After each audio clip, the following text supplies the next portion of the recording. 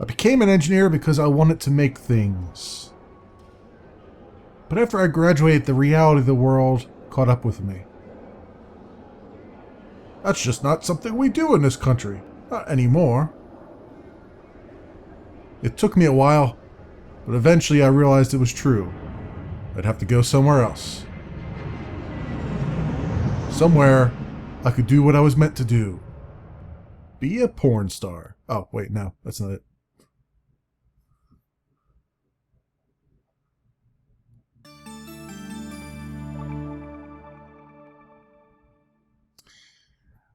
Exclamation, everybody, and welcome to Shenzhen I.O. I hope I pronounced that right because I probably didn't. It is a puzzle game by Zachtronics. We expect puzzle games from Zachtronics, especially around the realm of programming puzzle games. Zachtronics, the most recent one was TIS 100, which I did a side quest video on many moons ago. It was about programming in a pseudo-assembly language, and several other titles by Zachtronics that don't immediately come to mind here, but they are all in the same kind of realm with puzzles and whatnot. And this one has just come out in early access. As with most Zachtronics games, even though it's in early access, it's usually a pretty complete package. Early access, they use early access, the dev does, mostly to fix any nagging bugs that were out there, and or make some little adjustments here and there based on what kind of feedback they get. So it usually spends only 1 to 2 months in early access for most of this stuff. Right now it is out, as I said, on early access in Steam for 10% off at $13.49 US. So I'm going to dig into it here and see what we've got. Now, I've played some off camera. I managed to figure out eventually how to delete the my save game so that we could start over from the beginning, and you can watch it from the start.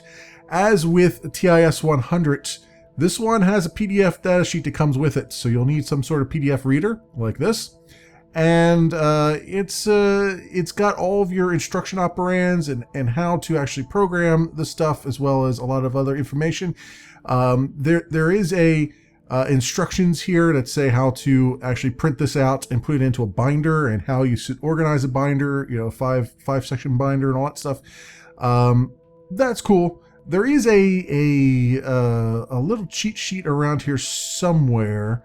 But it's not a very good cheat sheet, honestly. Yeah, this one here, a basic reference card. It's decent, I suppose, when you're looking for just a basic reference, but it doesn't really. It leaves a little bit to be desired. If you want to save some trees, you can just print out this page, and you'll be done, and that'll be all your instructions and whatnot. But anyway, there's a lot of things in here, just like in TIS 100. There's a lot of things in here. It's laid out like it would be a regular manual, and there's a lot of like story stuff in here.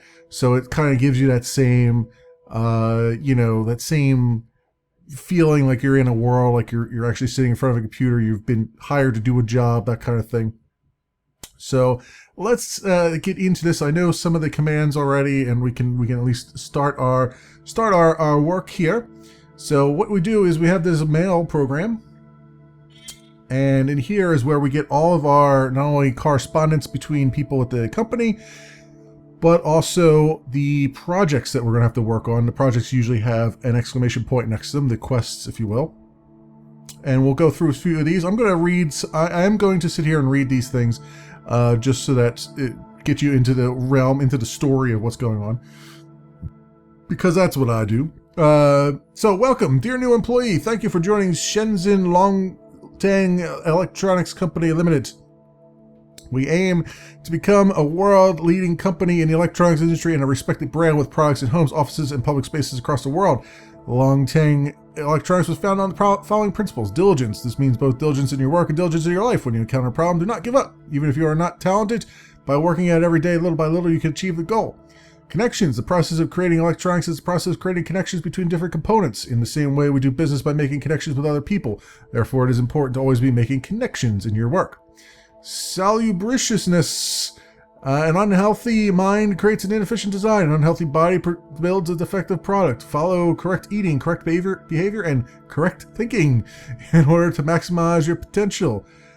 Please keep these principles in mind as you contribute to your efforts, blah, blah, blah, and all that stuff. Fresh meat. Just kidding. Welcome to southern China. It's all right, I suppose, except for the heat, smog, and lack of decent cheese here in Shenzhen. Still far better than any engineering gig I could find back home in the UK, though. I'm assuming you end up here for similar reasons. Carl. You! So I heard you're our newest ace engineer who's going to kick ass and take net. You've probably heard all about me already, but I'm a product guy who loves finding amazing opportunities and making deals happen. Let's do this! Greetings and welcome to the team. You've already been made aware we are a major international expansion effort, and we are very eager to see you bring your skills and expertise to our company. My name is David, or whatever in Chinese, and I was brought on to help Longtang in his international push, though I have only recently moved here from San Francisco, where I should point out there's a very different Chinatown. I'm really loving it so far. It's truly fascinating to see the culture at once, and so ancient and so modern up close. I'm sure we'll be working closely together to create so many successful products. Also, I wear skinny jeans. Hello, my name is Jai Zhang. I am Chief Staff Engineer, your boss. I have not managed many foreign workers before, so please understand if I make a mistake here or there. Anyhow, I will send your first job shortly. Alright, so we've done that. This is just letting me know I should RTFM. And now our first job is a fake security camera. This is just a way to get you started in the world. This product is an imitation mock security camera. It has two blinking lights. The first light blinks in regular pattern. The second light is an internet light and should be blinking in a more random intermittent pattern to resemble data upload. As you will notice, the design is partially complete already. A previous engineer quit before finishing the assignment. Note the timing diagrams in the verification tab. When you simulate, your output should match those values as indicated. Let the simulation run for 4 full test runs. Make sure you have proper solution. I'm absolutely certain you'll do better than that last person. Create a working design for his product. Alright, so now we go and open our concept CAD.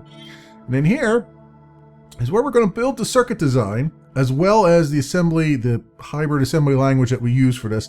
As with TIS 100, the assembly language in this game is missing a lot of features.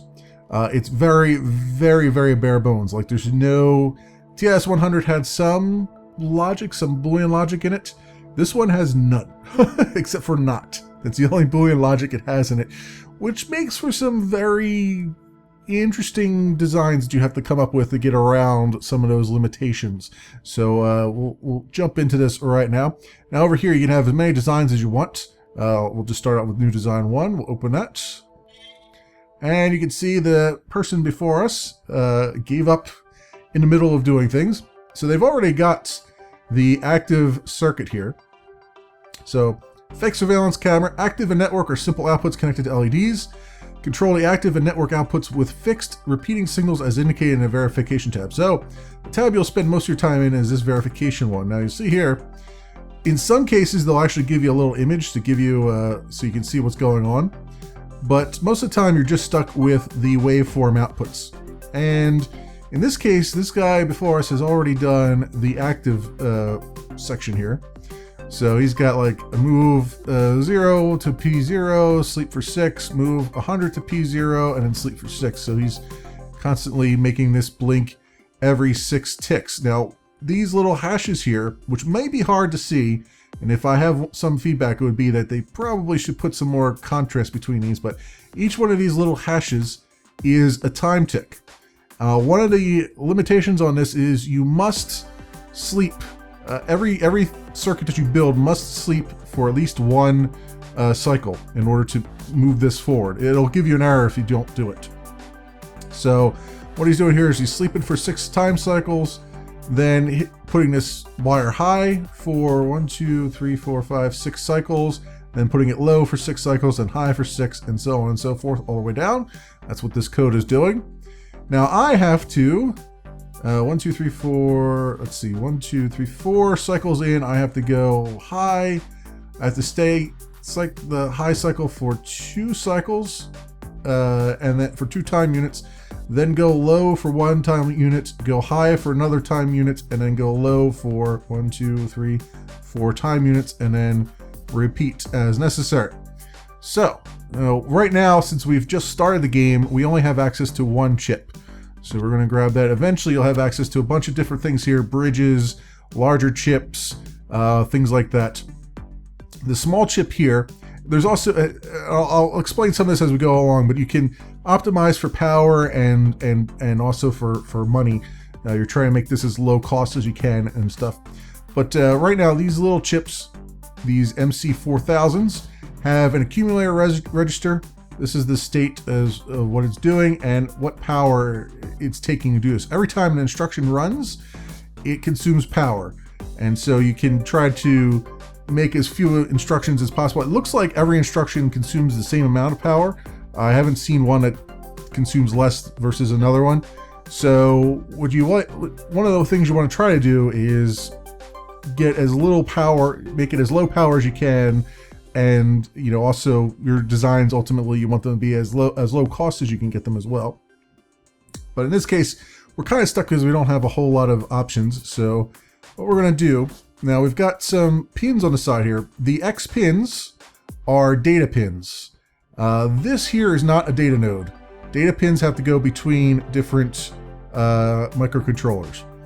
This is a power node, so this has to go into one of the P pins. This one, P0 or P1. These are power pins. These are data pins. So what I do is I just draw out a circuit here, integrated circuit. It goes into P0. So this will be our input from the network. Now, what we want, or this will be the output to the network, I should say, honestly. It can be input or output. It doesn't really matter which way you do it. In this case, we want it to be output because we want the network light to go on and off at random intervals, relatively random intervals. So that's what we're doing here. So let's see, we want to sleep for 4 cycles, it looks like. So we'll do SLP 4. So that takes care of that. And as you do things, you can step through here and you'll see what effect it has. As I step through, advance is 1 time unit. Step actually steps through the code for you. And then what your ultimate goal is to simulate and let it run through four cycles, and it'll tell you the power usage at each cycle. So right now we're up to here. Now what we need to do is we need to go high on this power. So what I'll say is I'll say move 100 to P0. So there's a scale on these things. 100, it seems to be like a 0 to 100 scale is what they seem to favor in this game. 0 being no power going out, 100 being maximum power going out. I don't know if in the future there's other ones where there's like sub increments. I assume there will be like 20 or 30 or 40. Right now for the early game, it's just either full on, which is 100, or full off, which is 0. So that's where we're at now. So we'll move 100 to P0, and then we need to sleep for 2. So we'll do that, SLP2. Then we need to move 0 to P0 because we need to turn the power back off. And then we gotta sleep for 1 cycle. So we'll do SLP1, and then we gotta move 100 to P0 again because we gotta go on this part of the curve here, we gotta go up to 100 again. And we gotta sleep for 1 cycle, and then we've got 1, 2, 3, 4 here, which is up here, and then 2, so it repeats at this point. So all we have to do is just get over this next hump. So we'll say, so I moved, I lost my place now. Move 0 to P0, so then we sleep for 1, move that, sleep for 1 more, and then we got to move 0 P0, and then we should have this now. If I advance by 1 unit at a time, you see, so far so good. And there we go, that should have it. You can also see over here the lights blinking as we do things. So I'll just do simulate now. You'll get to see this whole thing run through 4 times. You can see also our power is going up here. We're consuming 59 power. That is how many instructions we're doing. Conditional instructions, which we'll get to in a minute, don't consume any power unless they're actually run. So, and that in comments, obviously. And you can see here, just like in TIS 100, the game gives us a leaderboard type of thing where it says, here's where we're at right now as far as our production cost goes and our power usage. If I ran this again, it would say now and last, or the last version of it. And it also tells us, this bar graph is telling us how many people are at the same level as us. So as far as cost is concerned, we're at the same level as everybody else. And as far as power usage is concerned, most people have gotten this power usage. Some have gotten less power usage than that. So it's a nice little way of trying to encourage you to go back and refine your designs, just like in TIS 100 works the same exact way. So we'll return to our email since we have completed that. And as you see, we have completed that now. Thanks for your prompt work on the blinking lights. Looks okay. And now we've got some more emails and stuff. Hi everyone, we've had a bunch of new signups this week, so let me reintroduce myself. I'm your host, Tilly Lou, and I run this fun little mailing list for expats in Shenzhen. I'm here to demystify some aspects of life and culture here, along with a side helping of color commentary. Sometimes just the color commentary. Yeah, I get distracted. Today's topic is, why the heck are we in Shenzhen? No, really. Like, why are we here at all? I don't mean in the immediate sense. Sure, we all have some job or some businessy thing to do, but let's talk about the larger factors at play. We're here because Shenzhen's been one of the fastest growing cities in the world for the past few decades, ever since it was declared a special economic zone back in 1980. We're here because it, and really the entire Pearl River Delta region, is a sprawling megacity wholly dedicated to trade, manufacturing, and services. A giant economic machine. We're here because what's possible in Shenzhen really isn't possible in many other places in the world, certainly not at the same scale and cost. So where's all this capability headed, in the future? Are we going to just make more stuff, more products and things until the world is buried in crap? I guess I'm asking, what is all this incredible growth for anyway? I have some ideas, but that's a topic for another day. Yours, Tilly. All right. Replacement factory module. Our factory floor has some examples of older equipment that requires control signals to be amplified. We had a device to adjust signals for this type of machine, but recently it was broken, smashed. This is an appropriate project to teach you about inputs. Smashed? Hang on a second, what happened? Is everyone okay? No need to worry. Gee. Alright, create a working design for this product. We'll do that. And open design. Alright, control signal amplifier. Control in is a simple input connected to factory equipment. Control out is a simple output connected to other factory equipment. The signal from control in should be multiplied by 2 and copied to control out. Very good. So what we will do is we'll grab this chip, we'll throw it on there. We'll make P0 our control in, we'll make P1 our control out. And we will say, let's see, we will say, move P0 to the accumulator, multiply by 2, and then move accumulator to P1. And then we have to do the requisite sleep for 1, or else it will give us errors. So I believe this is all we need to do, so let's simulate it. Indeed. Looks good so far. Yep, alright, we got that run done. Cool. And our power usage is 240 on this one. But I think we've done the best we can do there in the least amount of instructions. So you do have to be careful. And the reason why I'm always careful about, making sure that the entire run succeeds is that the game does get tricky a little bit later on, where you think things are repeating patterns, and then all of a sudden towards the end it like shifts it by 1 time unit left or right and just throws off your entire design. So you got to be you got to be careful as you do things. You'll see it go off the pattern. But as you can see, we're right in the center for both things, although I'd really like to know how somebody did it with lesser power than us, but I guess we'll have to figure that out at some other point. Return to email. Looks good, thank you. Take care, yeah? Alright. Please enjoy a game. My daughter is learning programming. She created a simple card game. Would anyone like to try it and give some feedback for her? I put a link on everyone's desktop. She's interested to become a game developer. Wow, Jay is both a lot more polished and far harder than I was expecting. Your daughter's managed to design quite the challenging patience game. Maybe there could be an undo function? She says she doesn't think it needs undo because it's actually quite easy once you develop some skill. She really takes after you. Objective, win a game of solitaire. Now, unlike the other things, this one is actually not a circuit design thing. It's actually just another application that he put on our desktop. And this solitaire game, I managed to succeed at it off camera while I was playing with the game and trying to understand the game.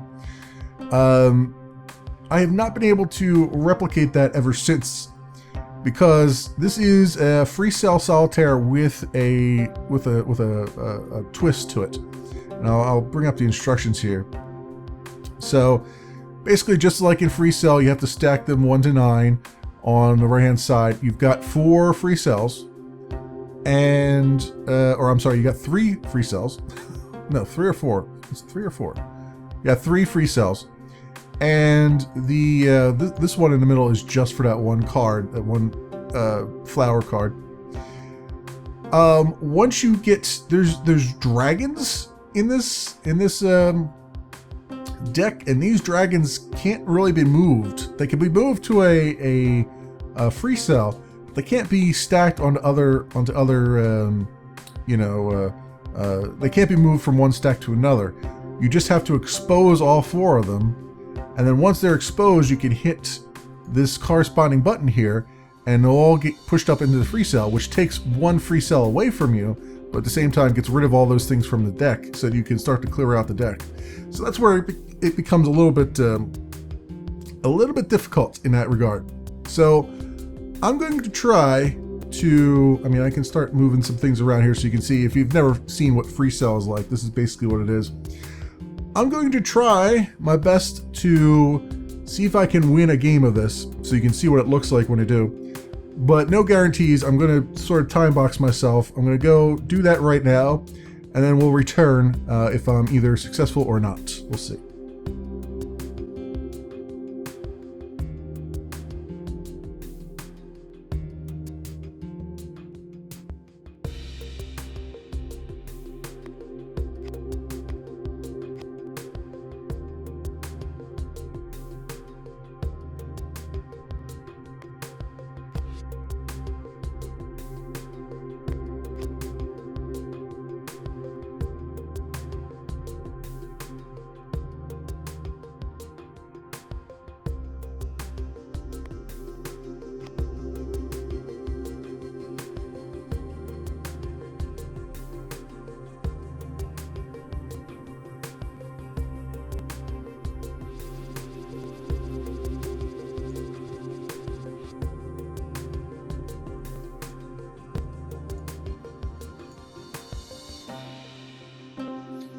Here we go. Did it. That is very difficult. It is very, very difficult with all the dragons in there, and you have to try to sort them out. But there we go. Imagine that was about the 6th or 7th new game I had to do, but we got it. We did it. So that's good. I'm able to now show you what it looks like when you win that. Please enjoy a game, and then this guy says something in Chinese. She says a bunch of other things, which I assume amount to, who is this man who has beaten my intelligent game? He is intelligent and sexy and fine. I wish to have hundreds of his children. And this guy just replies, "Oh." So I assume that's what that says. I'm sure someone on the internet will tell me otherwise. But anyway, we got a new part now. The MC6000. An updated supplier agreement has given us access to a new part. The MC6000 microcontroller is much like the MC4000. The datasheet can be found with your other papers. Also, the bridge part reorder is in. The bridge enables jumping over traces, may be useful for smaller boards. This time we have many, so there's no danger of running out again anytime soon. Take an orbital selfie. Trip start by just 89,999 rubles. Is that what that R is? I don't know. Dear adventurer, experience the stars and the earth as you've never seen them before. Enjoy the surprise and delight of true weightlessness. And of course, take pictures of yourself that nobody will soon forget. Did you know that there have never been a greater time to take a trip into low Earth orbit? Demand is skyrocketing and prices are cheaper than ever. Now is the time to get in on this trend. which has been popularized by international superstar Cool Dad and many others. Tickets are going fast. Okay. Space Adventures Moscow. Cool Dad is their new superstar. Pulse generator. In order to test some of our new manufacturing equipment, we need a pulse generator with certain requirements. However, instead of buying one at market price, I thought we should simply create our own. For this project, you will need to make use of conditional execution. Please continue your study of the language reference. All right, so now we get into some conditional executions here. Button is a simple input connected to a button. Pulse is a simple output connected to an electronic device. When the button is pushed, generate pulses as indicated in the verification tab until the button is released. And here's our verification tab. This is the button inputs that are coming in. And you see it holds it down. And when the button's held down, for every tick that it's held down, we go high and then low, high and then low. So we'll have to look at, and you can actually see here it says expected 100. So you can see exactly where you are in the graph with that. So what we're going to do is, now we could use the new thing, but I tend to use the old thing. Like the new chip we could use, it's got both an accumulator and a data section, and a data register, I mean. But for this one, I don't think we really need it, honestly. We'll need that for the next one, but for this one, I think we can get by without it. So we're going to wire up the powers here, powers at B.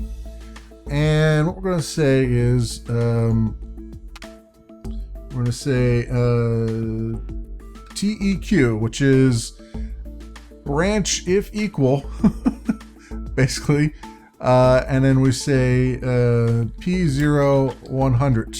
So what we're saying is only execute the instructions with a plus symbol if the signal on P0 is at 100.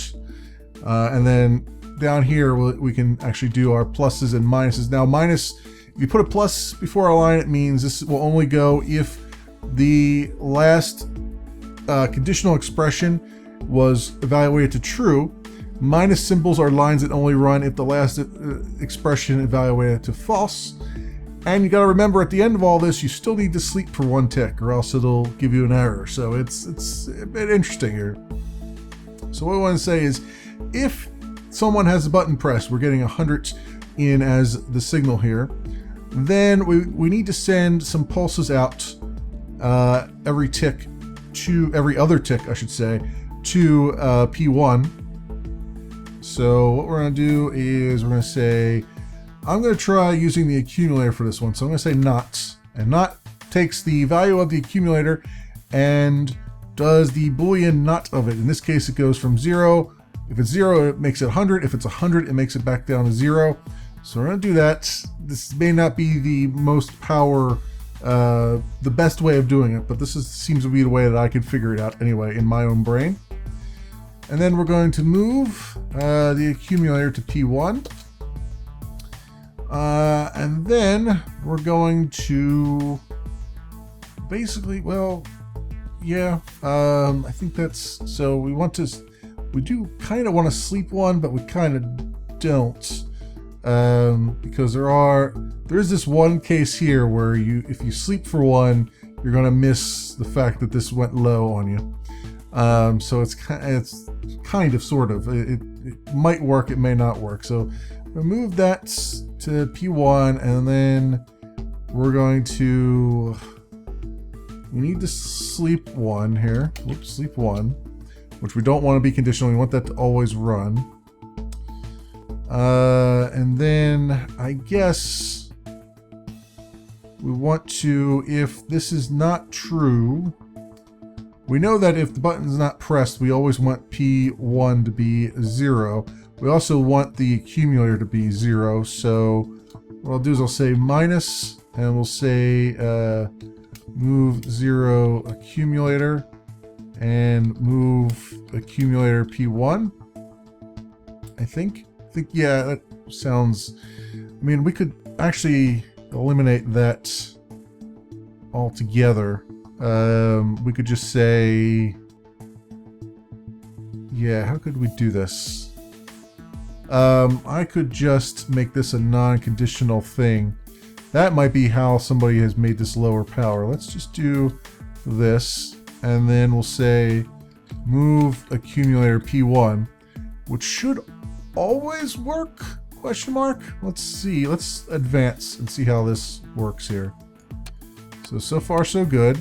Now we should go high on this one, yeah, and then we should go low the next tick, then high, then low, then high, then low, then high, then low, and stay low. Yes, all right, so far so good. Now the trick is this one here where it doesn't quite end on a, it ends on a high note and then goes low again. So let's just make sure we get past this stage. Yep, we did. Okay, so that actually might work. This is the lowest power one I've done to date. So this is usually I have another instruction in here. So let's see how this works all the way through. Very good, very good. All right, so we'll learn something here.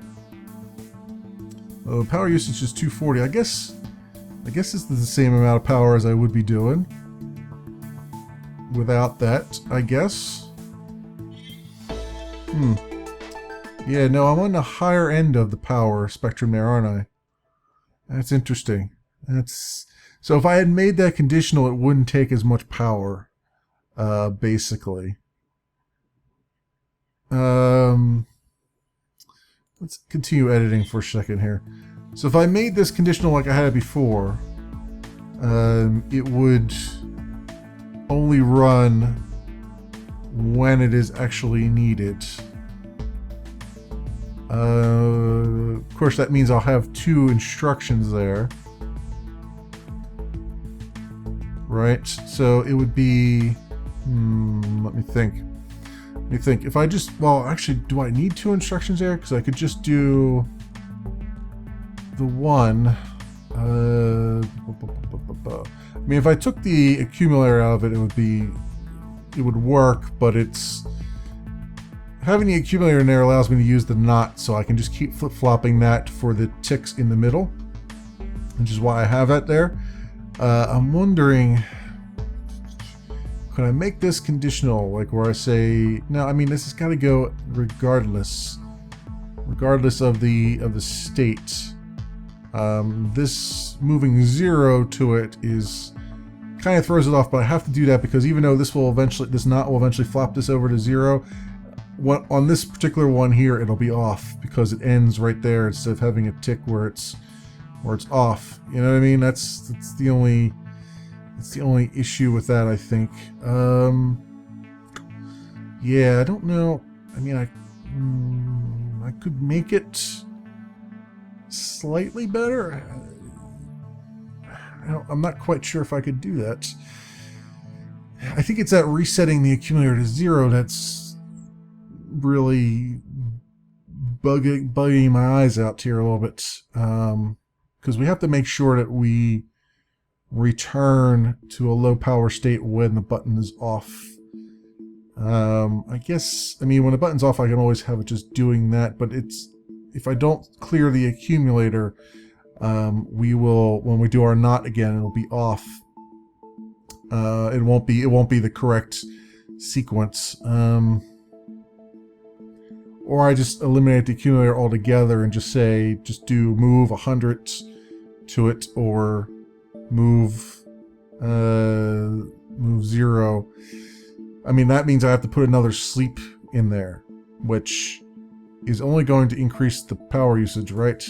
I would think. So that's I don't know. I don't think I can personally do any better than this, but who knows? Maybe there's something I'm not thinking about. The problem here is that there's, like I said, it's a very, very limited, very limited instruction set. There's not a whole lot there. Like if I bring this up and we look at the instructions, which are somewhere here, you can see, like we get no ops, we got move, we've got jumps, we've got sleep, and sleep until data is available. We got add, subtract, multiply, not, and here's where it's 0 and then 100.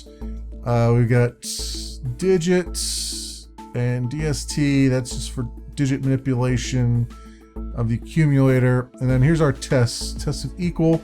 Here's where I was talking like the plus or minus symbols, like if A is equal to B, then plus instructions are enabled. If it's not, they're disabled. That's how that works here. TLT, TCP, compare the first value of the operator to second value. Yeah, I don't know if there's anything better I can do there. Obviously, other people have done this better. I just can't figure out what.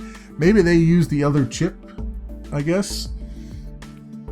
Because if I use the other chip, then basically at that point, you would just. Like, I mean, but there would be more instructions then, I would think, if I use the other chip, because I could use the data node on it, but you're going to have more instructions. You know what I mean? So it's like you should be using more power then. I don't know. I don't know. I feel like this is the closest I can get, but that's how this game gets its. Much like TIS 100, that's how they get their claws in you. It's like, okay, this is you did good, but other people did a lot better. So good luck trying to go against them. But it only costs us 3 yen, so, and 240 power, so it is what it is. This looks okay, suitable for our purpose. All right, light up signs. It begins. I got us an incredible deal with a major esports personality, the Solid Steel Gamer. Her team's contracted with us to make light up signs that actually animate for her fans. As long as we keep the cost down, they're going to want tons of these to hand out at the matches. Looks simple, just a few states. All right. It looks simple. It never really is simple. All right, animate esports sign. Click 0 and click 1 are simple outputs connected to display segments corresponding to a clicking animation. Drink 0, drink 1, and drink 2 are simple outputs connected to display segments corresponding to a drinking animation.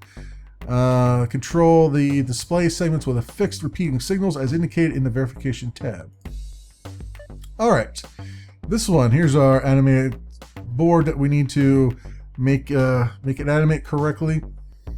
Now this one I've gone back and forth on a couple times because the nice thing about the click 0 and click 1 here is that this is kind of just this H pattern is basically just a timer. Unfortunately, I don't have access to a timer chip yet, so I have to kind of replicate it in what we have. But I've tried going back and forth on this, and I don't know if I don't remember if I got a solution that would work this way, but I kind of want to use whatever chip I use for this. I kind of want to use it also to feed into these other things, because as you can see, they all have sort of a timing alignment, if as you will, on things. Although they don't align perfectly this way. It's kind of it's a weird thing. Like only one of these down here aligns in a repeatable fashion. The rest are kind of based off of one another. So what we're going to do is let's handle this one first, because that one we can relatively do a good job with, I think. So what I'm going to do is I'm going to take this small chip. And now we also have to worry about where we're putting things too, because we have limited space here. We've got to get a couple chips on this board. So I'm going to take this small chip and I'm going to wire the power correctly down there. So we know click 0 is basically what we did last time. It's just that every tick we're either high or low. So full high or full low. So we'll start out with doing a knot to the accumulator. The problem here is, this is what kills me, is that click 0 and click 1 are exact opposites of one another. And this is where I wish I had Boolean logic, because without that we have to sort of replicate it a little bit. So we're going to do a knot on the accumulator, which will make it 100 because it starts out at 0. And we'll move the accumulator to P0. Then we have to knot it again, and then move the accumulator to assume P1, even though I don't have it linked up yet. And it'll warn me that it's not connected yet. And then sleep 1. Basically what we have to do here. All right, so if I link up P1, you'll see we got click 1 here. So if I just advance forward, you'll see that we've got, oh no, I've got it on the wrong, because I did not, oh, you know what, it reverses itself. Hang on. So advance by 1, so that's correct. And then if I step, the accumulator is 100, when really it needs to be the opposite. Alright, so I've got that completely wrong. Let's think here. Move accumulator P0. What I could do is... So I need to do the opposite of that for click 1. Whatever the accumulator is, it should be opposite for P1. So I could do TEQ 100 accumulator. And then if that's the case, then we will let's get over here. We will move 0 to P1. Otherwise, we'll move 100 to P1. So that should work for us, right? That should do the correct advancement because they'll be opposite one another. Yep. So that's working. That's how. It's the best way I can think of doing that right now. Now, with that said, I know that I could use this as a means to time stuff for the other things. Like I know that if I get 3 peaks on the 4th peak, I need to do stuff here, and then on the 4th peak we gotta go low on this again, and so on and so forth. So that would actually help with drink 0 if I could figure that out. Well, it might. We still have to do another conditional here. We'll see how this works. So that's if we get on the 4th one. On the 6th one, we got to go back high again. So what I want to do is say TEQ accumulator 6. I need to do 2 things. First of all, I got to say move 0 to the accumulator so that we reset it. And then I want to move 0 to P0. Whoops, I got to put a plus on that. Move 0 P0. We'll see if this works. I don't know if this is going to work or not. We'll just advance through and see how it happens here. Alright, so far so good. And yes, it did transition. Oh, and it went back up again. Okay, so 4, 6. So that was 4, 5. So did I miscount here? 1, 2, 3, 4. 5. Yeah, how did that get to... The accumulator is 5. So how did that go high again? Because... Yeah, why did that go high again? That's weird. Alright, wait a minute. Let's advance a little bit to here, and then we gotta step through. So we got our accumulators at 3. Right. Now it's 4. If it equals 4, we... do move 0 P0. Then if it's equals 6, which doesn't, it skipped those other ones. Okay, that's good. Alright, so then receive, we're waiting for more data.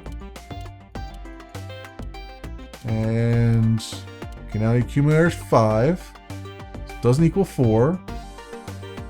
So that's why. Doesn't equal 4, so it's moving 100 to P0. Right, because that one is in the way.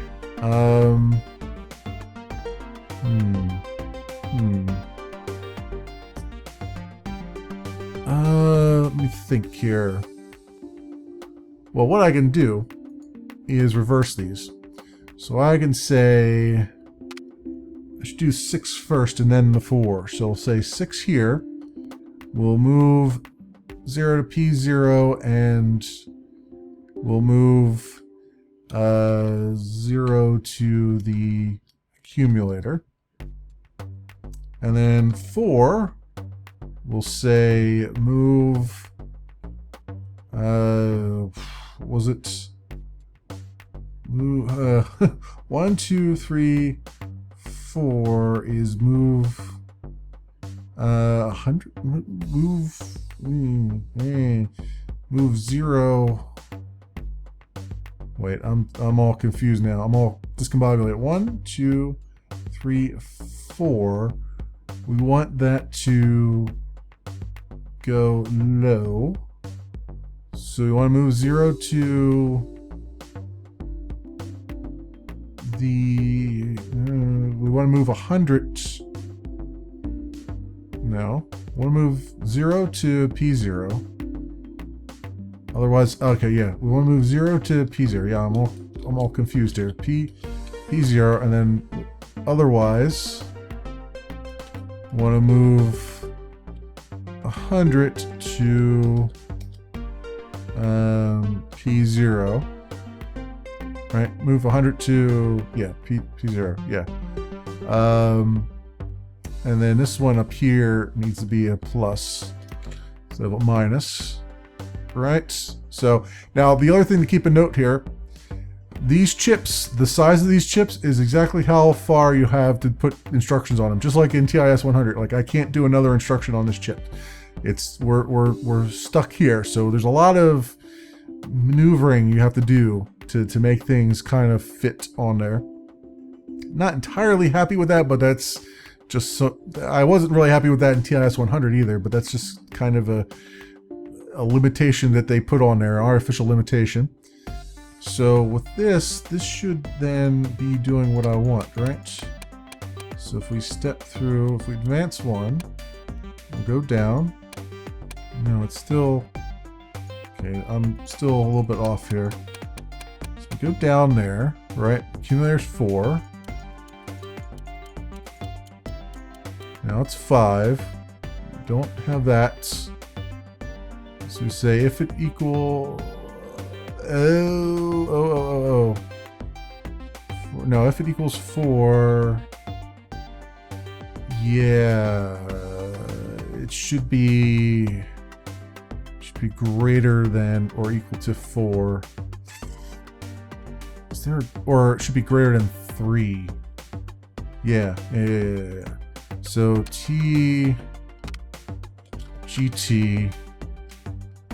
Let's say 3. Maybe. Yeah, and then 6 will make it do this. We'll set it back to 0. Yeah, okay, I think that will work. So, advance again. Yay! Oh, and it's wrong. Damn. I say. That's why you say I go through the entire path here. Alright, so where are we at? Accumulator of 2. So we had 1. 1, 2. See, it's off by 1 now. Which is the problem. Because now it says 3. It really should be every 3. 1, 2, 3. So it's 1, 2, 3. 1, 2. 1, 2, 3. This first one, I have to somehow ignore that first one. That's a problem. 'Tis a problem, I say.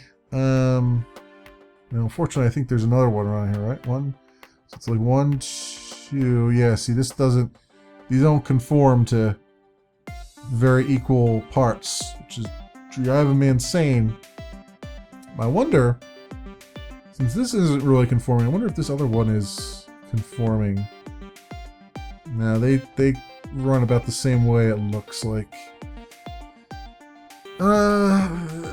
Yeah, I tried to make it like sweet and sexy, but it's not.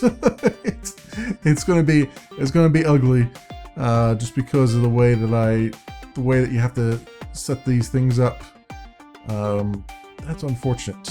That's very unfortunate, because these aren't periodic patterns like 1, 2, 3, 4, 5, 6. 1, 2, 3, 4. 1, 2, 3, 4, 5, 6. 1, 2, 3, 4. 2, 3, 4, 5, 6. 2, 3, 4. 2, 3, 4, 5, 6. 1, 2, 3, 4. 2, 3, 4, 5, 6. Okay, so this is a pattern that is separate from everything else. So I guess doing it this way is needlessly complicated. So let's just fix this problem. I tried to be like sneaky and sexy, and I failed. I failed miserably at being sneaky and sexy. So we get rid of the X1 path altogether. We can get rid of the bridge as well. Let's put that back over there. Now this come back here. And then we just have to rewrite this so that it lines up properly with what we need. So really all we need is I'm just going to move this over as far as I can. So all we really need to do here is move P1, move 100 to P1, sleep 6, move 0 P1, sleep 4, and then it just loops again. It is what it is. It just feels weird. Also, we're gonna have to actually move this up here and use P0, I think, because P1's gonna be in the way of everything else going on. So we'll say P0 there, and we'll connect this back up like that, and that should be. Sometimes the simple solution is the solution you need. All right, so that should work all the way through. And indeed it does. Okay. That said, I feel like I could use that to my advantage. Namely, whenever it goes low, to send a signal out to other things that they can now do their stuff. So perhaps we will use our failure with this one as a success for this one. So when we move P0 to P0, everything else starts to kick off. So what I want to do is say move 100 to X1. And then we're going to take another one of these guys, I believe. And we're going to put him here. I think this will work. All right, we're going to have X1 come down into there. And we're going to make this guy sleep until X0 has some data on it. When it does, we're just going to move X0 to null, like I was doing before. Then we want to go high on drink 1. We're going to get high on drink 1, so we're going to do P0 for drink 1. I'm going to say move 100 P0. Then we're going to sleep for 1. Then we're going to move 0 P0 and move 100 to P1, which will be drink number 2's output, like so. Whoops, that's the wrong pin. There we go. And then we sleep for 2. Sleep 2. And we get, and here's where we're gonna run up against the limits of the chip here. We gotta move 0 P1 and move 100 P0, and now we're screwed.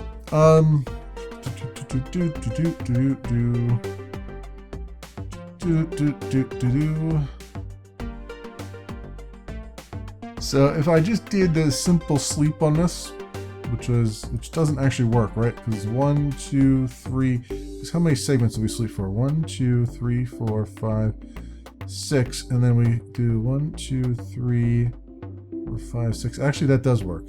1, 2, 3, 4, 5, 6. Okay. I got to go with the simple solution. I'm trying to make it really complicated, but it's not letting me. It's not letting me be complicated here. So if we just do the sleep 6 here, sleep 6, We go high on that, we sleep 1. We go low on that, go high on that, sleep 2. Go low on P1. And we go high on P0, and then we sleep for 1. And we're still stuck. Because things. Let's see. How can I make this work? Because we need to reset that back to 0 again. So there's a question. There's a hang up, a hold up, and all those things. What we can do is just bring the larger chip in and use that. Which might be what we actually have to do. Just to make this thing work. So let's go ditch this guy, bring in this guy. And I need to maneuver it around. I might still, you know what? I might just still do the data line because why not? I just want to be fancy. I want to be fancy and sexy and all those things. So drink 1 on this guy, and we'll do drink 2 on this guy. We'll do X1 to X0.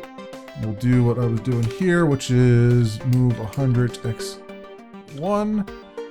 And over here, we'll do SLX X0. Then we do move 100 to P0, right? Sleep 1, move 0, P0, move 100, P1, sleep 2, move 0, P1, move 100, P0, sleep 1, move 0, P0, and then we sleep again for the rest of that, right? And we just sleep until we get more data off of this guy. I do believe that that's what I think that will work. I think after all this, that will work. Although this thing is going to cost us 11 yen, but whereas with the other one it would have cost what? Instead of 5, it would have cost 2 yen less if I could have gotten the other one to work, but we didn't have enough space for instructions. So let's see how far we get with this.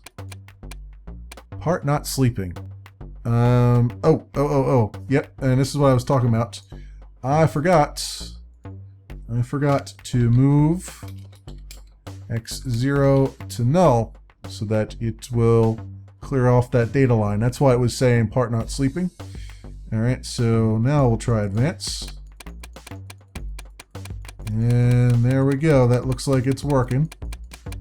So we'll simulate. And you can see our little animation over there of her drinking and clicking. Drinking and clicking, drinking and clinking. And our power usage is 297, which is probably horrible, I imagine. Yeah, there's a lot of people that are like a lot less power than what we just did. Oh well, that's like I said, that's the that's how you go back and try to do better at things.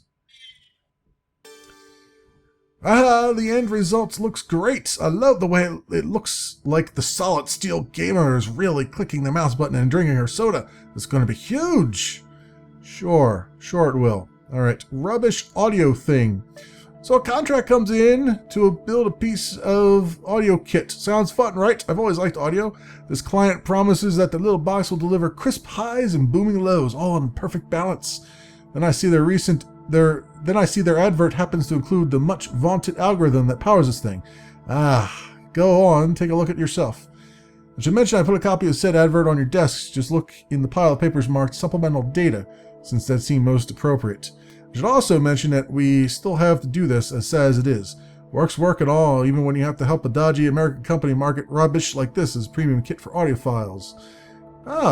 Monster cable we're working for? Is that what you're saying? Harmonic maximization engine. Audio in is a simple input connected to an audio source. Audio out is a simple output connected to an audio receiver. Maximize is a simple input connected to a switch. The signal from audio in should be copied to audio out, applying the harmonic maximization algorithm when the maximize switch is on. Look in the supplemental data section of the manual to find an advertisement featuring the harmonic maximization algorithm. Interesting. Okay. So, okay, so this is where we got like different values instead of 0 and 100. Oh, that's the audio in, and the audio out has to be this. All right. So what is the? Let's look for the supplemental data, shall we? Assume it's in here. Actually, I probably should just do a search for supplemental.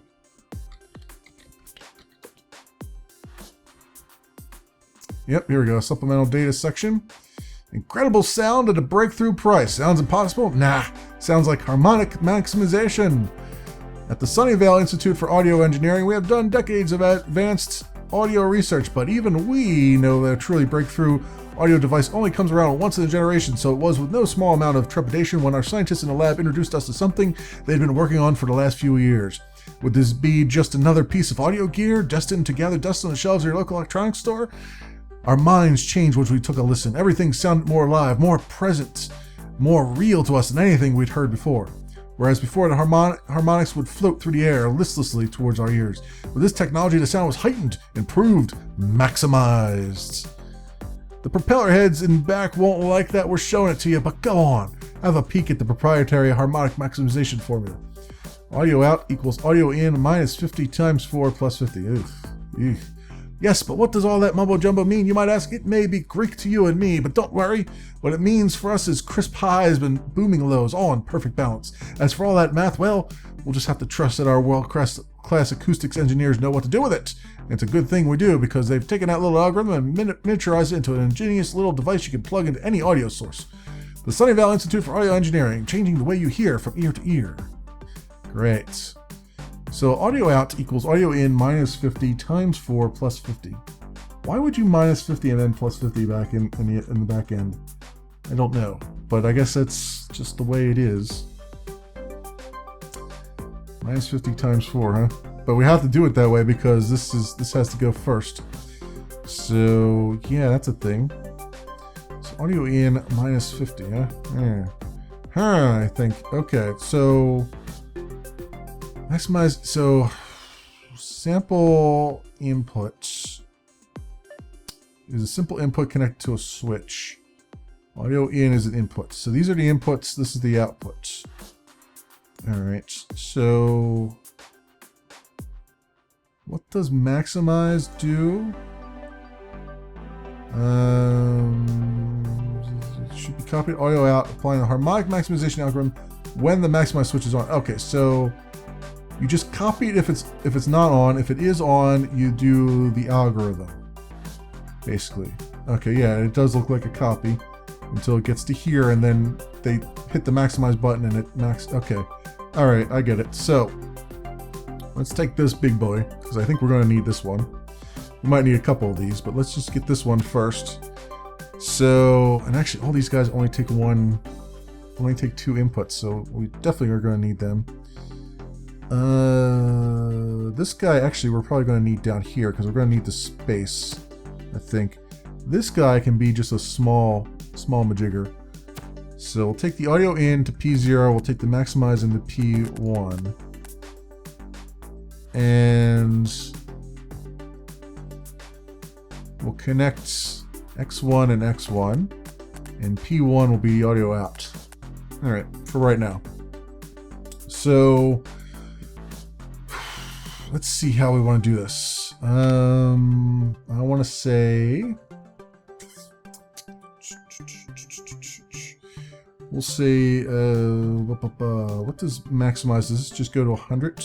Yeah. All right, so TEQ 100 to P1. That equals 100. Then let's see how I want to do this. That equals 100. Should I just throw 100 out there? Because it doesn't look like any of these other values hit 100 for the audio in. It doesn't look like they hit 100. So if that's the case, then 100 could be a special case, where if I see 100, I just copy that over. So I would just copy P1 to X1, otherwise copy P0 to X1. I think this might work. It's a hack, it's a hack and a half, but I think it'll work. So if I say, if 100 comes in on P1, then move P1 to X1. Otherwise, move P0 to X1. Alright, so that should take care of that. So then over here, we say SLX X1. Oh, we gotta sleep for one here. Okay, do that. So now, we wait for input, and if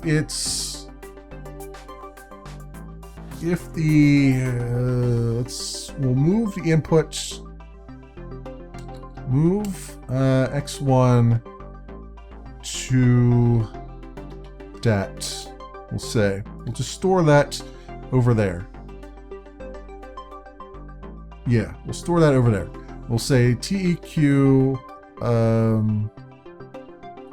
100 dat, or dat 100. I guess it doesn't really matter which way I do it. 100 dat.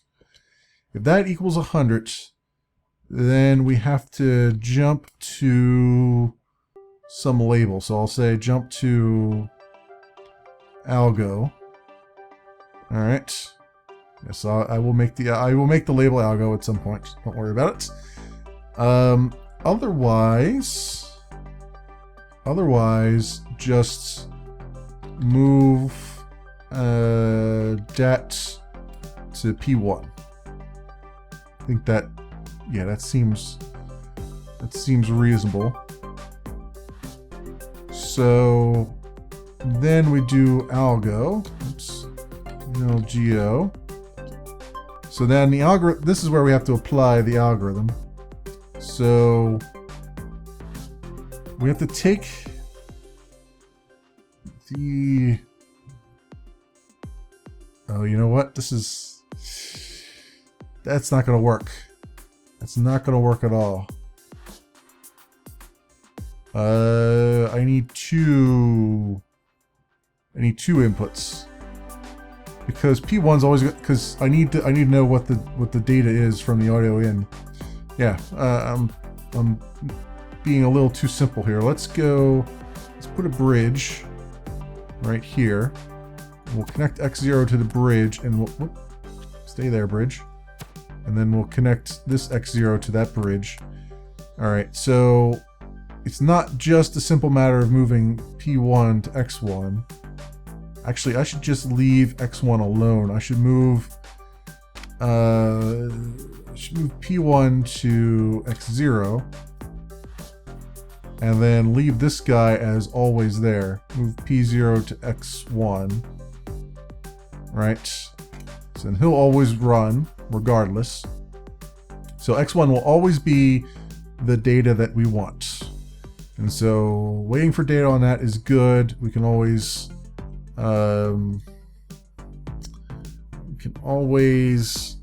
grab that. What I want to do though is, instead of 100 on that, we can say if it's not dat but on X0, I think this will work, then we need to jump to algorithm. Otherwise, we move the data on without anything. Okay, so down here we gotta say move X0 to null, so to clear that off.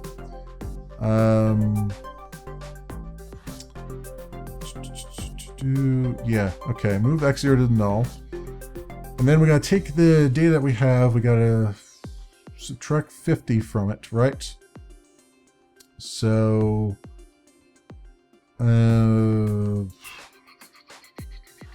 that was the algorithm, right? Audio in minus 50 times 4 plus 50. Okay.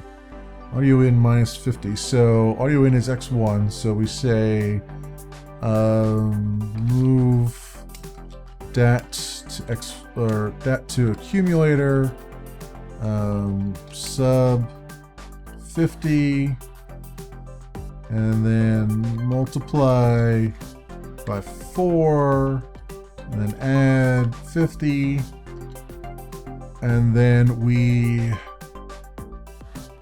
move accumulator to P1, right?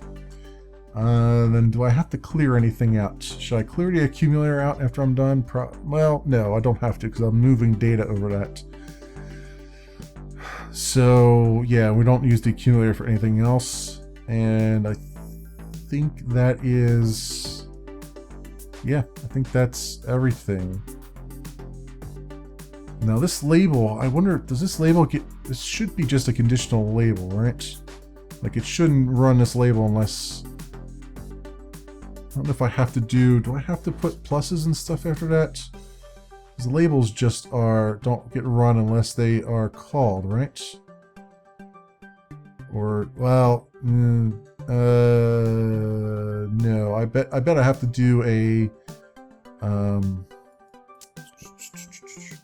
but I have to do one up here probably, like this, and just do move that P1, and then jump top. I bet to keep it from running this stuff down here. I bet that's what you gotta do. I assume that that's the case. I don't think it's smart enough to know not to skip this. All right, we'll see. Let's advance through this and see how this works. Heart not sleeping.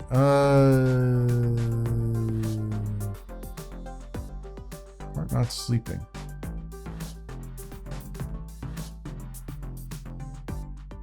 Oh, I know what to do. Wait a minute. I know what to do here. I don't need this jump here because it'll just move on to this. Right? So I just need to jump to top and I can put that as the minus. Alright, so that means I can just get rid of this guy. Instead of doing that, we'll just do... yeah, I just don't need to do that at all. Alright, and then we just need to sleep 1 here, but we need it somewhere where it makes sense. I thought the SLX X1 would do that though. Did I miss something here? Is it, see, that's what's killing me, is I feel like I'm missing something here because this is sleeping. It's waiting for data on X1. And I move X1 out of there. So shouldn't it just clear that? I mean, that's what I'm trying to get at here. Let's do step 54.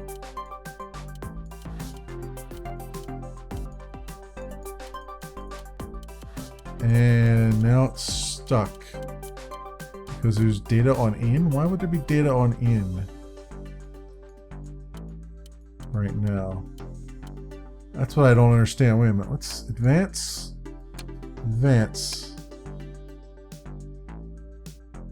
Heart not sleeping. How? Wait a minute. Step here.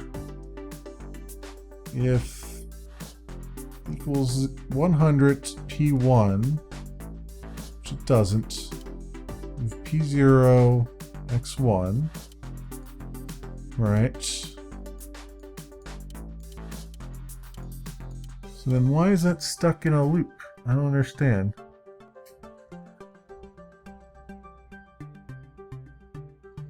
Because X0 doesn't equal 100, so it should be doing...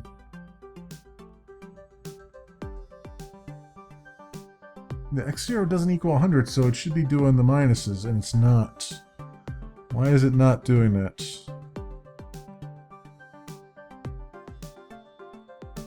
Oh, I got the wrong one. I got the wrong one here. It's X1. That's right. Move X1 equals X0. No, wait. Equals X0 if X0 oh, it's blocking for data. Oh, it's okay. It's blocking and waiting for data on X0 because I asked for. Oh, see, it's little things like this that piss me off because this should not be a thing that I run up against. Honestly, like this should have been designed into the game to not be. I know it's synchronous and it's going to block, but still, it should. You know, it makes for very hand-holdy stuff when you do it this way. So it's blocking there. That's what's happening. Let me think. How can I make that not be special, such as that? There is no real way to make it not be special, is there? I'd have to just bypass this one chip and just have it go into P0 on this guy, right? Yeah, I'd have to bypass the data line. Alright, well, so be it. We're gonna bypass the data line, we're gonna bypass the data line. That's just the way that it is. It's a weird, very strange limitation in the game. So what we're gonna have to do here is remove everything from every reference of P1 here. And we're just going to boldface move everything that's in P0 to where it's supposed to be. This guy's just going to constantly move things from audio in over to this data line. And then over here, we'll take this bridge right here, connect this up this way. And then everything that references X0 we'll put to P1. And same, so then we don't need this anymore. Right, which eliminates that part. And then I think we are good here. I think. Let's see what it says. Advance. Yep, indeed, it looks like it. So we'll just keep advancing until we get to the part where it goes high. That's high now, and our algorithm is wrong. It is very, very wrong. Okay, so how did I mess this one up? Let's go as far as that again. And then we'll step through here. So we say, move that to data. Move. So these don't get run because we got 100 on P1. Right? Or do we? It says we do. No, why is that? What the frig?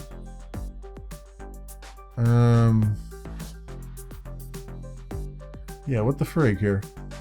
Is this, do I actually have to do the jump? Is it really ignoring the labels? Is that what it's doing? Because then I don't need a label here, right? Because it seemed to suggest that it wasn't ignoring labels, and yet when I run it, it's ignoring labels. All right, so if I do this, and then I say plus jump algo.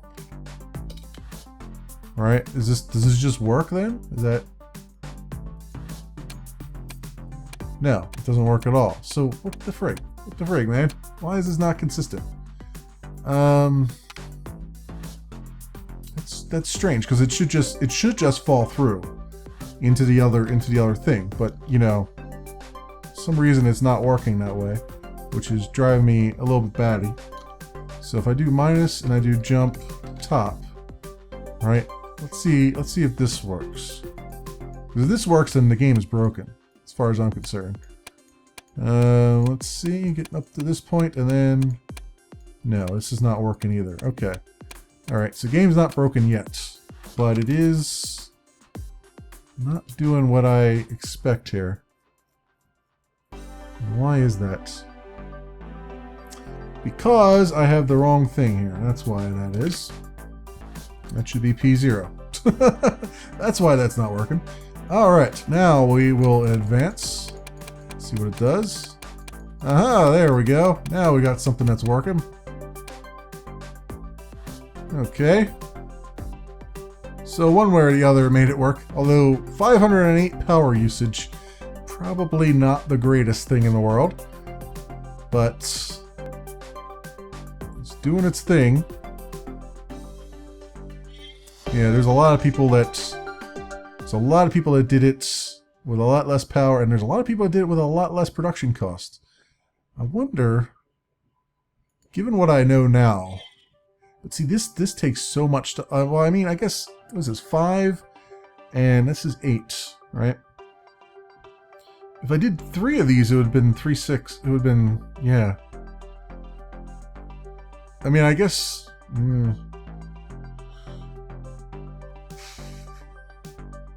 But you need something here, right? Like, you need 2 chips at least, because you need the power connectors. These only have 2 power connectors. I assume the people that made that work better have something else that has like 3 power connectors on it or something. Because right now I only have enough where I have to do 2. So I think we're just gonna call that one good for now. All right. So we did that. Holy crap, this thing is awesome! I hooked one of these babies up to my stereo at home and it blew the speakers clear off! Does the job, no question. Amazing! Self-driving car stuck in a loop.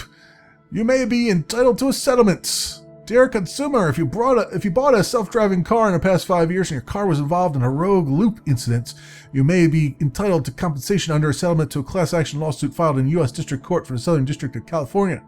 A rogue loop is defined by the court as a state where a self-driving car appears to disregard humans and continues to drive around, refueling itself when necessary and ignoring orders to stop. If you believe your self-driving car has experienced this condition in the last 5 years, please contact us for more information on how to submit a claim. You let the horse out of the barn and it just wants to run, man. What can you say? Oh, that's fantastic. This is a very good game. It takes a lot of thought, as you would expect from a Zachtronics game. It is in early access. It is on Steam, and it is currently 10% off at $13.49 US ? Something like that. Did I write it down? Yes, I did, and that was the actual number. So there you go. I remembered something. And it's Shenzhen IO. And it's if you like puzzle games, particularly puzzle games when it comes to programming puzzles like this, if you like other Zachtronic games, especially TIS 100, this reminds me a lot of that. Although, to be fair, this one I like a little bit better because it actually has some music playing during it, whereas TIS 100 was utterly devoid of any music. So this is kind of nice to have some soothing background programming music going on. But yes, this is out. You should probably take a look at it if you're into that kind of thing. Links, as always, are in the description. Thanks so much for watching, everybody, and I will see you next time.